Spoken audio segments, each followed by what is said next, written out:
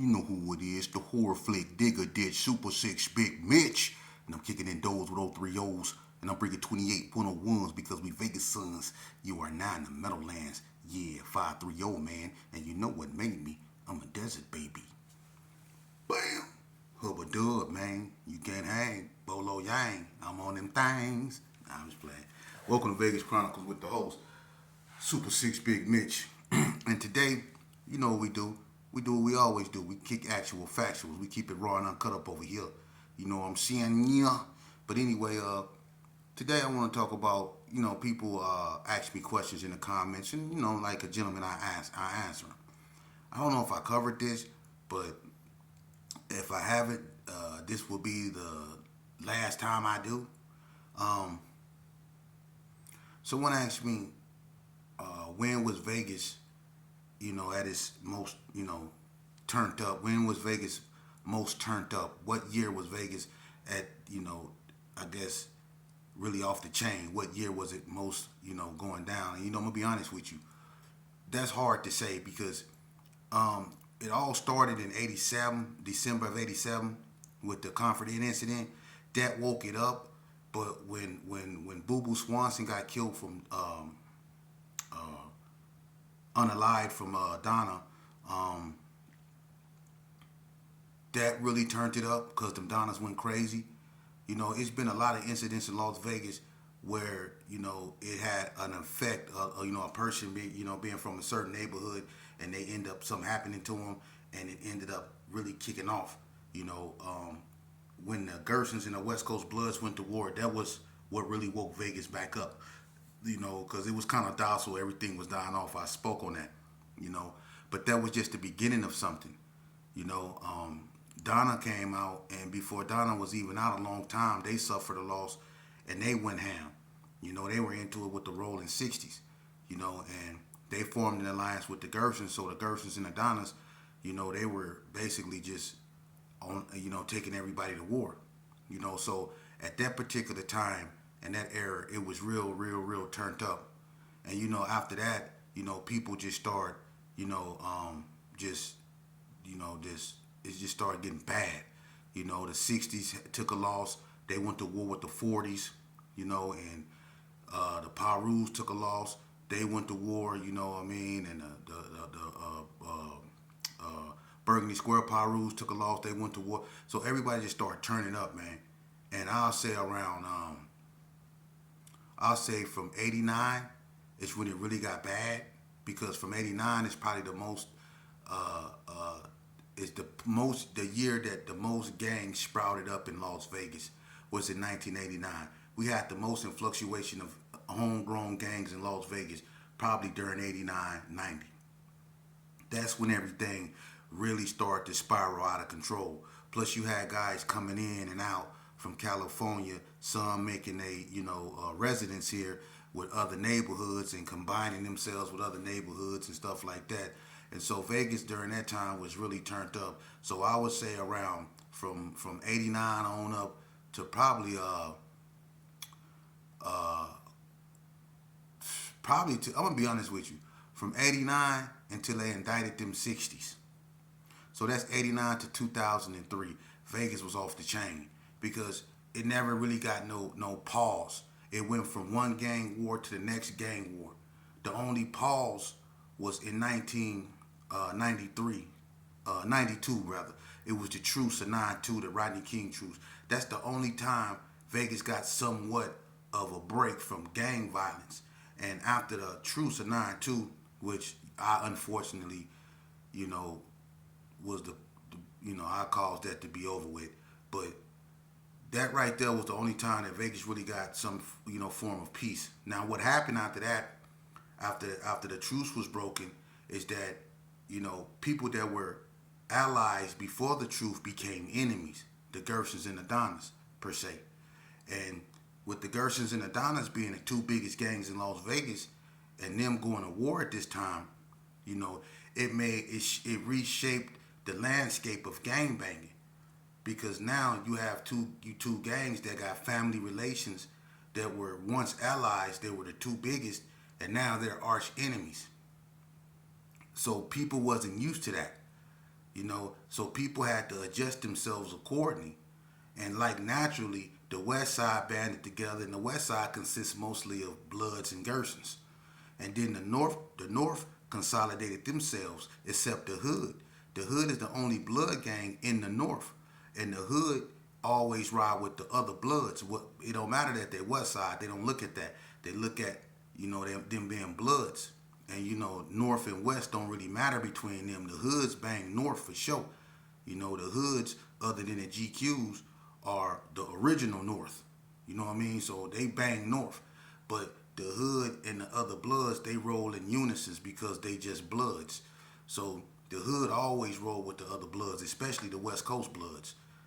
So that's always been a treaty between them. But when the Gersons and the Donnas went to war, it really caused, the North to come together, and it caused the West to come together. And the only ones that didn't take part in that was the Rolling 60s, because they always stood alone. It was rolling with them. And the only people that they rolled with was the Rolling 50s. So if it didn't involve them, they wasn't in it. But they always had a deep-seated hatred for 40 Block. So they always was up into it. You know what I mean? So Vegas was really turned up during them years, but it really got out of hand during the Gerson and 60 saga, when that went to war. And I'm going to tell you, that was one of the most saddest wars, because, one thing about the Gersons in the 60s, they grew up together. They did. And one thing, the 60s, who migrated off 40 Block into Crip City, and when the Gersons took over Carry Arms, even though the 60s still occupied Crip City, they were right across the street from each other. And, sometimes there were skirmishes, but never to the point to where, it got to later on. We all grew up together. We went to Bonanza together.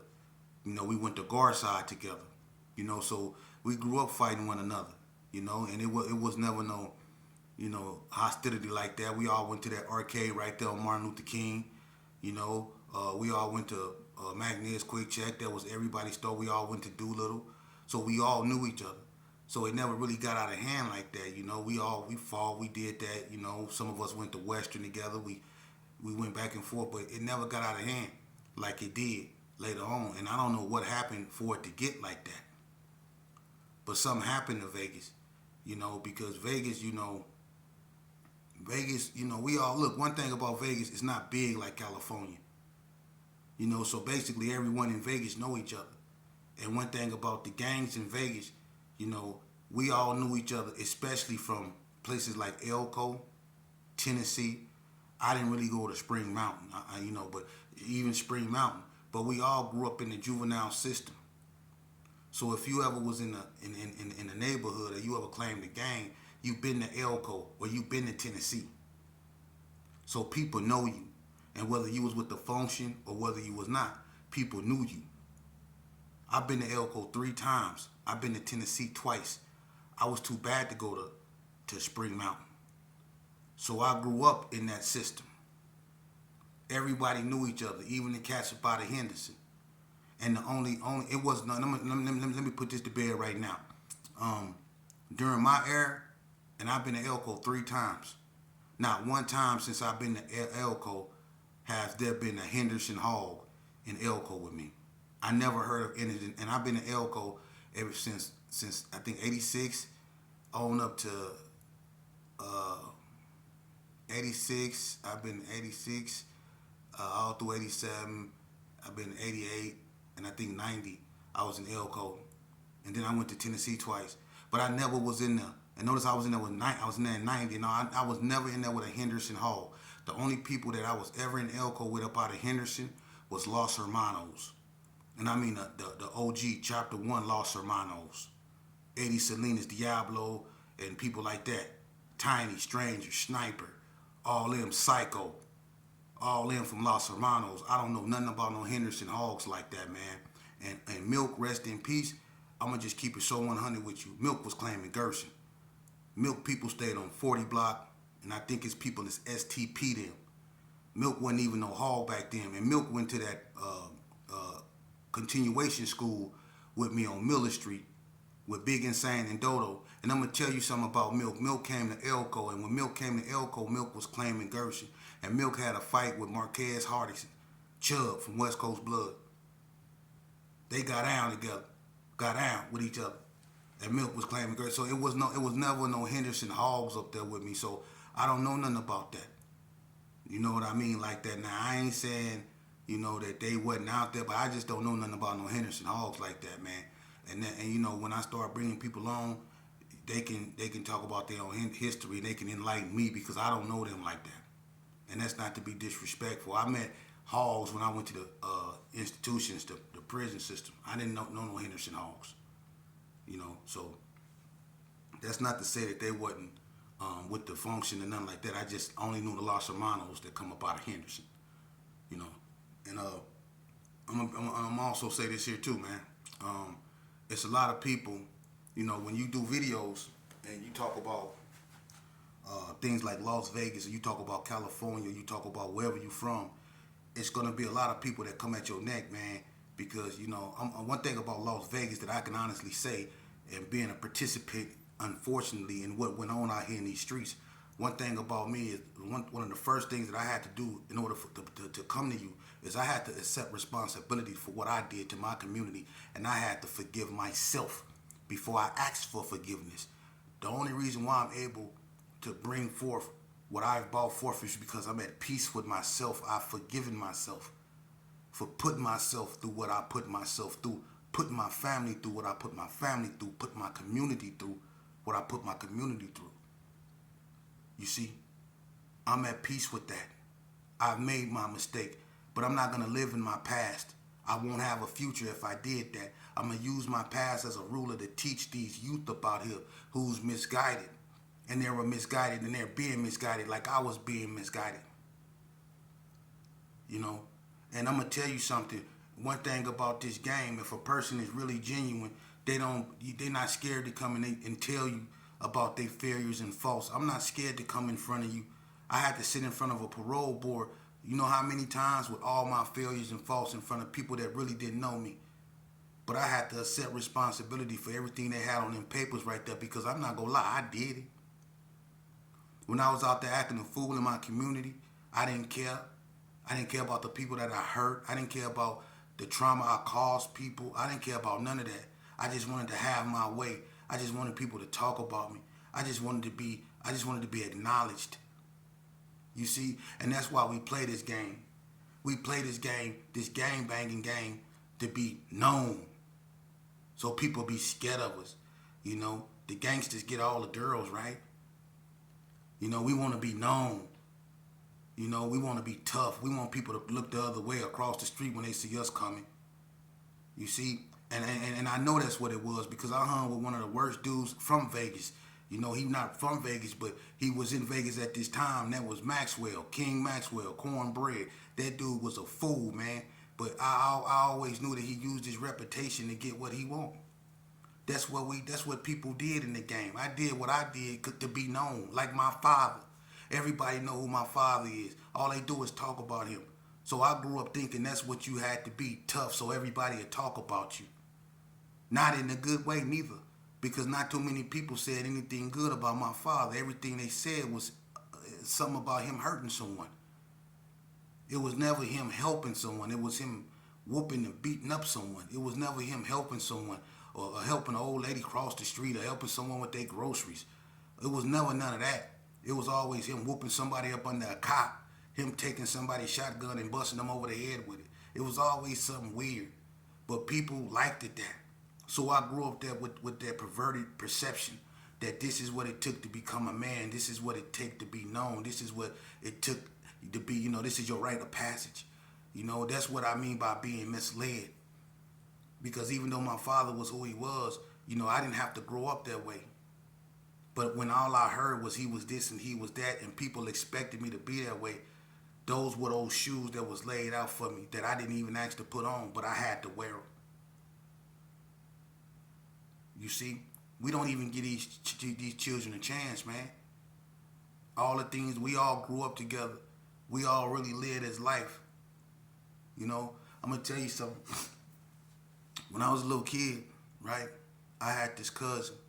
And me and him used to ride the bike. We used to ride these bikes all the time. We used to steal bikes together. His name was Lil Shug, right? And me and Lil Suge, that was my cousin. We used to steal bikes, and he used to love to fix bikes up, and we used to roll around. His daddy name was Suge too. We used to go rolling around, and we used to drink these Matilda Bay wine and coolers and get drunk, and be over there on 40 block, and we used to just be rolling, and it was just one of those times in the era where it was all about bike riding. But we grew up, and he ended up, getting in the game. I went my way, he went his way. I went the gang banging way, he went the having the money way, you know.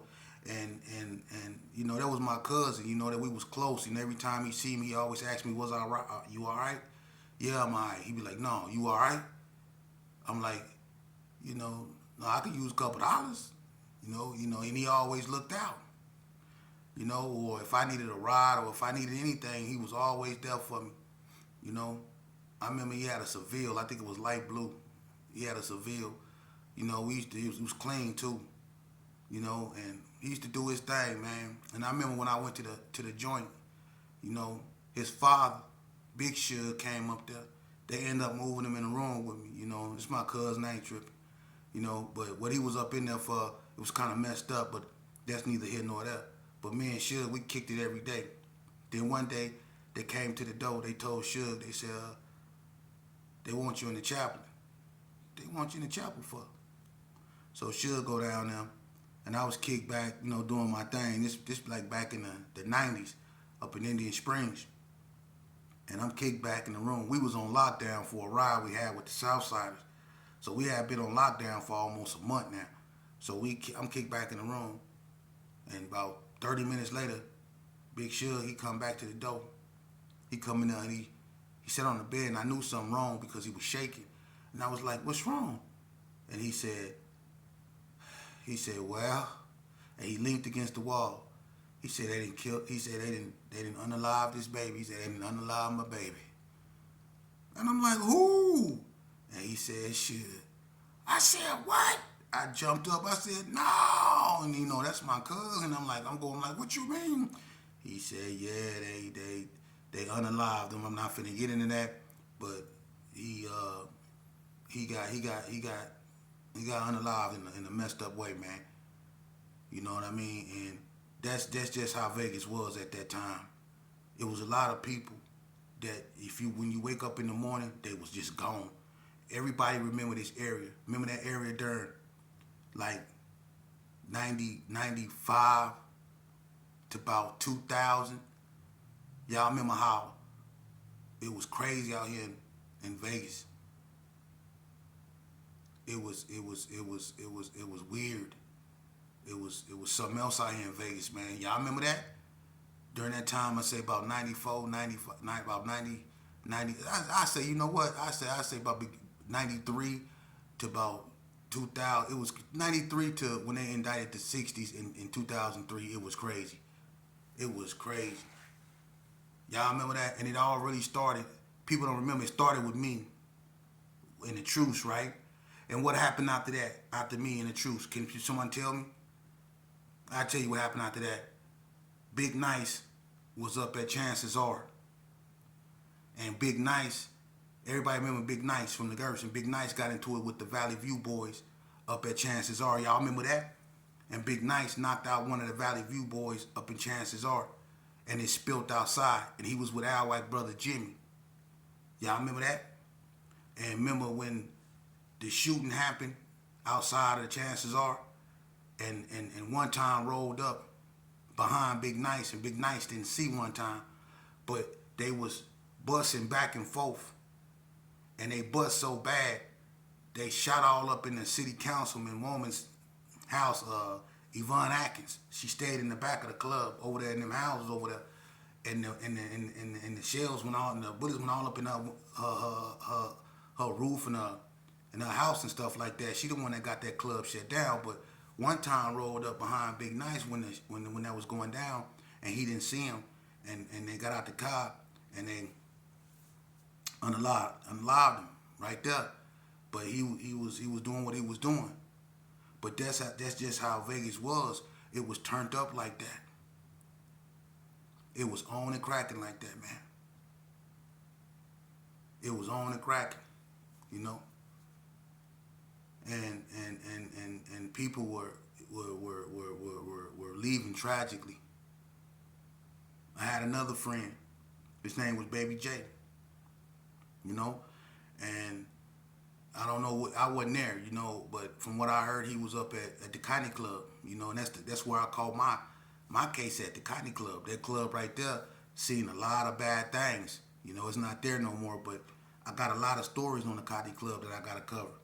But you know, in this incident, you know, he was up there, and I guess he was under the influence or something. I don't know, but anyhow, he tried. He said he tried to throw something. He had a weapon. He tried to throw it, and one time was up there, and they seen him, and he was under an influence or something, and he was moving so slow, you know, that they unloaded on him, you know, and they unalived him up there, you know, and it was all bad, you know what I mean, and it was just all bad, you know. The police got served, you know what I'm saying. Everybody, it was just bad, you know what I'm saying.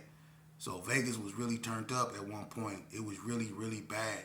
And then when the Gersons and the Northtown Gangsters got into it, you know, that was so bad, man. It was just horrible out here. It wasn't nothing safe. Wasn't nothing safe, man. Wasn't nobody safe. And then the Gersons in the Rolling 60s got into it. And that was even worse. So you see how this thing here in Vegas got out of hand. Donnie and White Street got into it. That was horrible. The ABMs and the Gersons got into it. That's what led to Lil Suge getting killed. It was horrible. It was horrible. You know?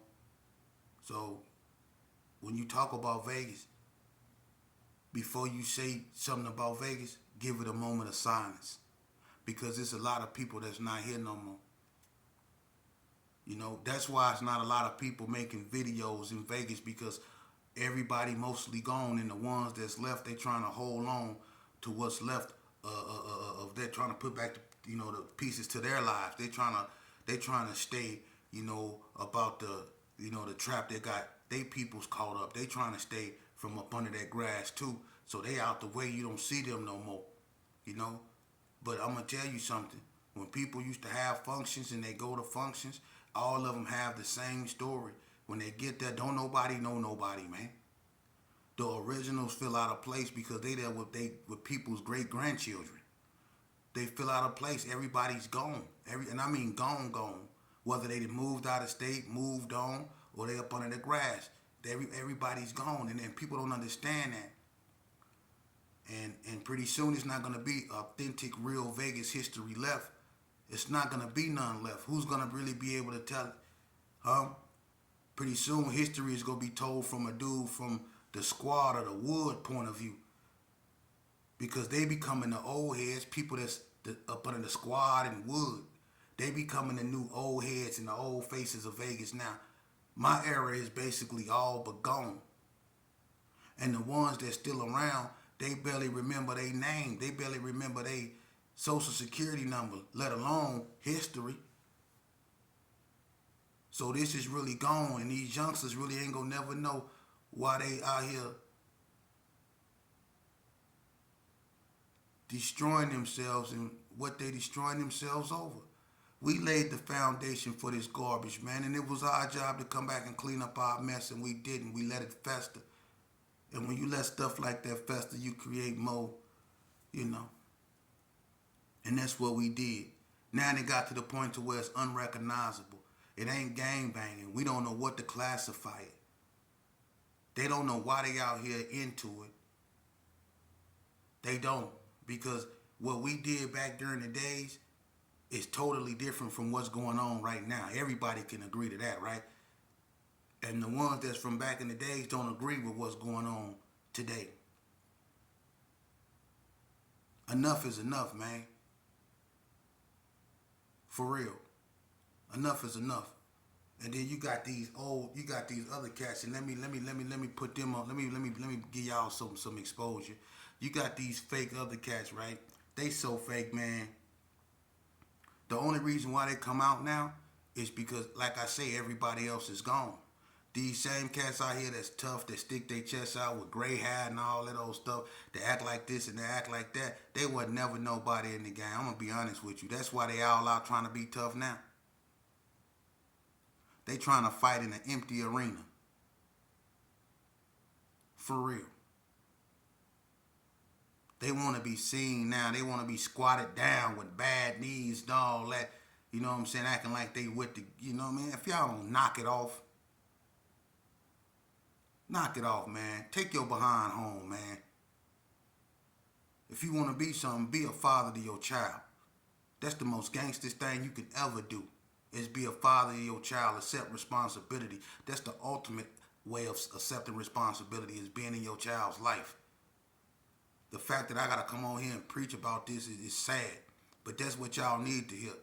I could cover all these other topics concerning all this other stuff, but that stuff irrelevant. If y'all want to hear that, y'all can go to these other platforms and they can speak on that. I'm gonna keep it thorough, and I'm gonna keep it raw, and I'm gonna keep it uncut. When it come to me talking about other stuff like that, if I can find someone that's worthy of a dialogue like that, I would love to get into other topics, and I am. But right now, I'm speaking on what needs to happen, man, because we not gonna be able to go nowhere until we look within and get ourselves right. For real. How you ever expect to go anywhere in life in a parked car? For real, you gonna have to make some effort. You gonna have to turn the ignition on. For real, you gonna have to put it in drive. You gonna have to hit the accelerator. You ain't gonna never go nowhere in no parked car. For real. And that's real spiel, man.